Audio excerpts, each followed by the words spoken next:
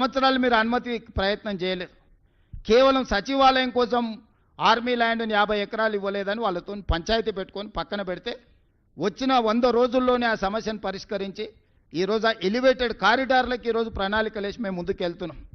Begumpet airport మధ్యల నుంచి under tunnel ఈరోజు రోడ్లకు అనుమతులు తీసుకొచ్చిన నేను. ఇవాళ వరంగల్ ఎయిర్పోర్ట్కి అనుమతి తెచ్చినాం, ఆదిలాబాద్ ఎయిర్పోర్ట్కి అనుమతి తీసుకొచ్చినాం. ఈరోజు భద్రాద్రి కొత్తగూడెం రామగుండం ఎయిర్పోర్ట్లకి ఇంకో 2 అదనపు ఎయిర్పోర్ట్ల కోసం ఈరోజు ప్రయత్నం చేస్తున్నాం.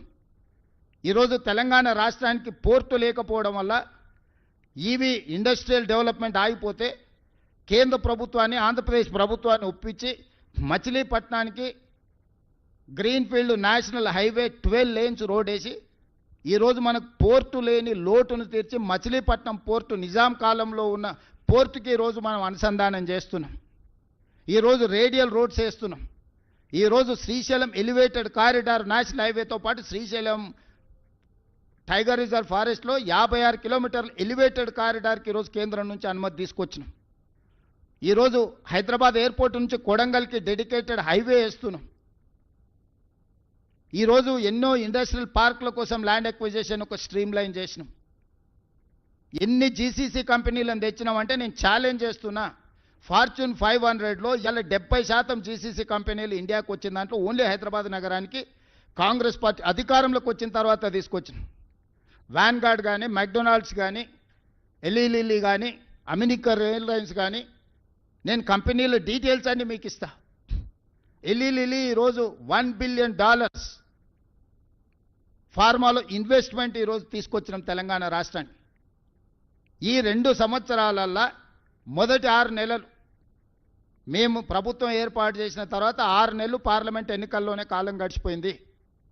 ఈ 2 ఏళ్లలో మేము పనిచేసింది సంవత్సరన్నరనే. సంవత్సరన్నరలో 3 లక్షల కోట్ల రూపాయలు ఈ రాష్ట్రానికి పెట్టుబడులు తీసుకొచ్చినాము. ఇవాళ గ్లోబల్ కెపబిలిటీ సెంటర్స్ కానీ, డేటా సెంటర్స్ కానీ, మిగతా ఇన్ఫ్రాస్ట్రక్చర్లో వేలాది కోట్ల రూపాయల పెట్టుబడులు తీసుకొచ్చి నగర విస్తరణ కోసం మేము ప్రణాళికలు చేస్తున్నాము. 10 సంవత్సరాలు మీరు ఏమీ చెయ్యకపోను తెలంగాణ రాష్ట్రాన్ని కొల్లగొట్టి ప్రజలకు ఉపయోగం లేని, ప్రయోజనం లేని కమాండ్ కంట్రోల్ రూమ్, సచివాలయం, ప్రగతి భవన్, కాళేశ్వరం చూపించి ఎంతకాలం ప్రజల్ని మభ్యపెడతారు? మేము కట్టిన మెట్రో, మేము కట్టిన ఔటర్ రింగ్ రోడ్, మేము తెచ్చిన అంతర్జాతీయ ఎయిర్పోర్ట్, మేము తెచ్చిన ఐటీ కంపెనీలు, మేము తెచ్చిన ఫార్మా కంపెనీలు, చెన్నై నుంచి ఇక్కడికి తరలించుకొచ్చిన సినిమా ఇండస్ట్రీ ఒక గ్రోత్ కారిడార్గా పనిచేసి ఈరోజు లక్షల కోట్ల రూపాయల ఆదాయాన్ని రాష్ట్రానికి తెచ్చిపెట్టి లక్షలాది మందికి ఉద్యోగ ఉపాధి అవకాశాలు మేము కల్పించినాము. మీరు తెచ్చిన సచివాలయంతో ఒక్క పోస్ట్ అన్న అదనంగా వచ్చిందా? మీరు కట్టిన కమాండ్ కంట్రోల్ రూమ్తో ఒక్క పోస్ట్ అన్న అదనంగా వచ్చిందా? మీరు కట్టిన ప్రగతి భవన్ వల్ల ఒక్క ఉద్యోగమైన వర్కాన్ని వచ్చిందా?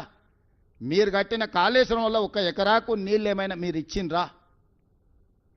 లక్షల కోట్ల రూపాయలు కాంట్రాక్టర్లకు ఇచ్చి కమిషన్లు కొల్లగొట్టడానికి మీకు ఉపయోగపడ్డాయి.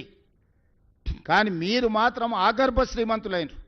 హరీష్ రావుకు మోయినాబాద్లో ఫామ్ హౌస్ వస్తుంది, కేటీఆర్కు జన్వాడలో 100 ఎకరాల ఫామ్ హౌస్ వస్తుంది, కేసీఆర్కు గజ్వేల్లో 100 ఎకరాల ఫామ్ హౌస్లు 1000 ఎకరాల ఫామ్ హౌస్ వస్తుంది. మీకు టీవీలు వస్తాయి, మీకు పేపర్లు వస్తాయి, మీకు పెట్టుబడులు వస్తాయి, మీకు వ్యాపారాలు వస్తాయి. మీరు విలాసవంతమైన జీవితాన్ని అనుభవిస్తారు. తెలంగాణ యువతకు మీరు ఉద్యోగాలు ఇచ్చిండ్రా?